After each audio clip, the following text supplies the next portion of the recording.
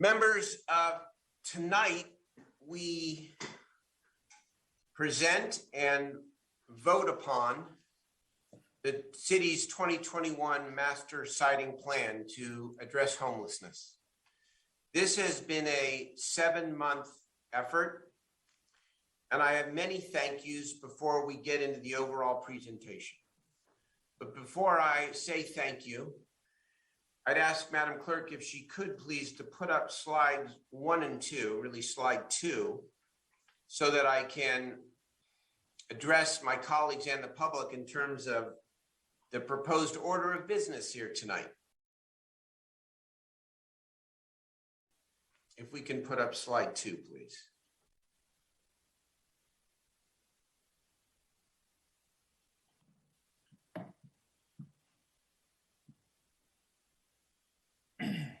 The next one, please. Very good.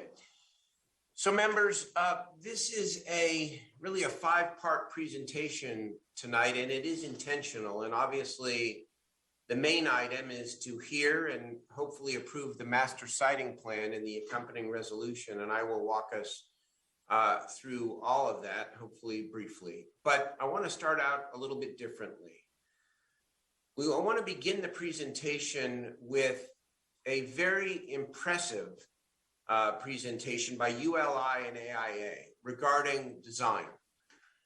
And this is first in terms of our items tonight, because I think it is vitally important that the public see that when we are talking about safe ground, we are talking about quality, we are talking about safety, we are talking about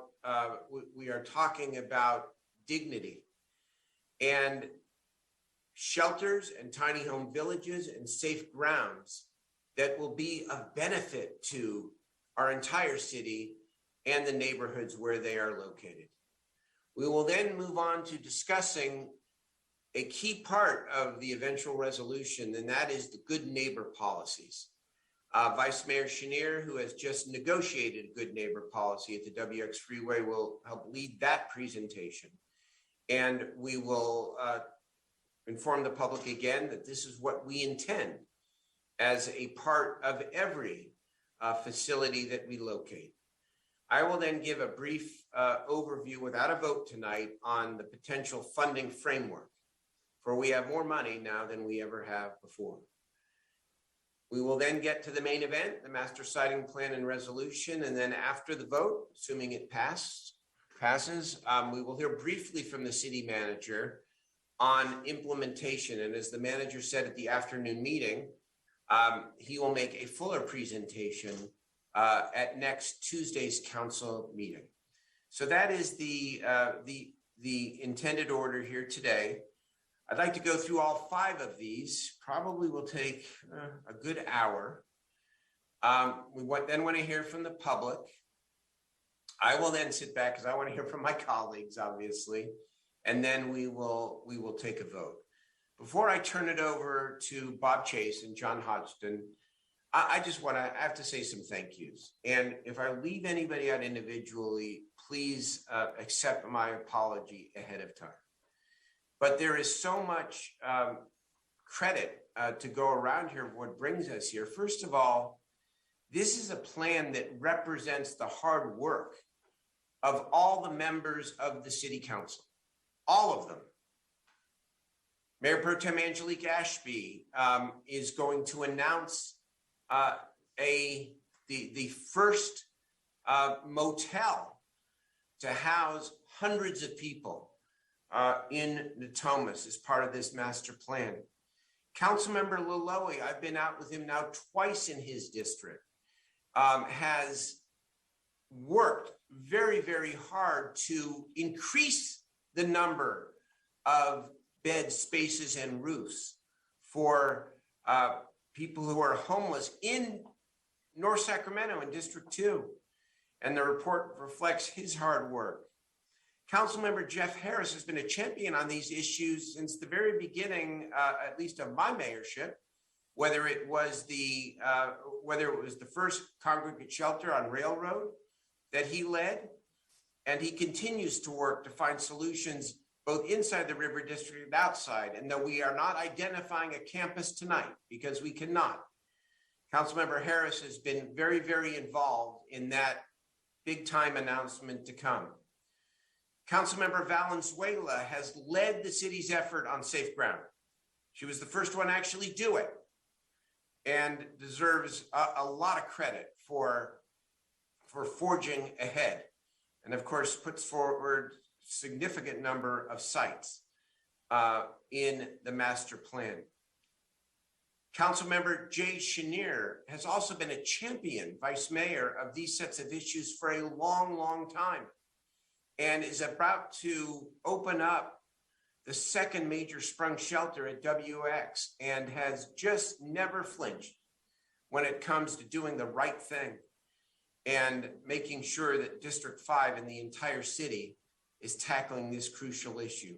The same with Eric Guetta, whether it's been women and children or leading on modular housing, and actually seeking to add more sites than would have been, acceptable, including at the last minute here as an addendum to the city council, the city council agenda, which was posted on Friday.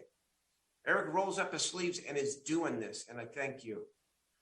Councilmember Rick Jennings, who everything is about values and helping the least among us, has helped forge through on the Florin Road site and has done so much work both inside and outside this master plan to help further this issue.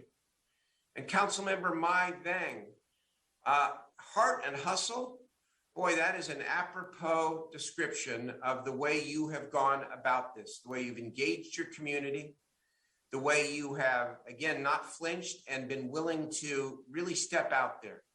And new council members, all of you, have really shown, I think, the public and all of us how serious you are taking this. And all of your staffs who have worked extra hard, all the advocates who live this every day. And, I can't call out everyone, but Bob Erlenbush and Joe Smith especially, and others, have been critical and very constructive at the same time. All the neighborhood associations, the PBIDs, which have worked enormously hard, even over the last couple of days. And I can't name everybody, but from the downtown to all of the neighborhood-based PBIDs, you have rolled up your sleeves to do this. Special thank you to Bob Thomas and Mary Egan, who played a crucial role here. SHRA, Lachelle Dozier, and Sarah O'Daniel, you are key to everything we do with your expertise and your passion, and I thank you for being a big part of the master plan. Sacramento Steps Forward, Lisa Bates and Scott Clark, thank you. You're a key piece of this. And of course, our city staff, Howard Chan and your team. You've helped us every single step of the way. Bridget Dean, Danielle Foster, your planning and GIS folks, Greg Sandlin, Tom Pace, Josh Cannon, Garrett Norman, Richard Sanders and Rong Liu, thank you. The city attorney's office has been crucial here at every step with Steve Itagaki and Courtney Burdick and Susanna yourself. I'll call it your leadership. ULI and AIA, which you're going to hear from in a moment, Bob Chase and again, John Hodgson. And our great folks from Ascent. These consultants were among the best I have ever worked with. Chelsea Payne and Kevin Collin. Man, you took every curveball that we threw at you and you hit it out of the park. And finally, I really want to thank my entire staff and my office here for all the incredible work that they did. And especially to Julia Burrows, who's sitting here with me here today. Julia, with her typical modesty, made this list for me of people to thank. And of course, she left her name off, which one would only expect. Julia is retiring on Friday. She is retiring from city service. And what an incredible contribution you have made to this city. From the food program, that we made up out of whole cloth, to the climate ordinance, an easy one. That was easy. Not really. To taking over midstream from Jacob Bytel and really spending untold numbers of hours working with Difficult Me and and everybody else here to bring this thing home.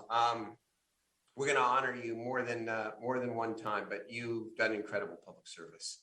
And I just wanted to say that. And finally, to the members of the community who spent untold numbers of hours attending meetings, participating, whether you like this, love this, hate it, you've taken part in a vital civic exercise. And the city is the better for it. Without further ado, let's get to the first part of the presentation. I want to turn it over to Bob and John. And again, this is intentional. We want the public to see, and all of us to see and imagine, not just imagine, but commit to what safe ground could and should look like.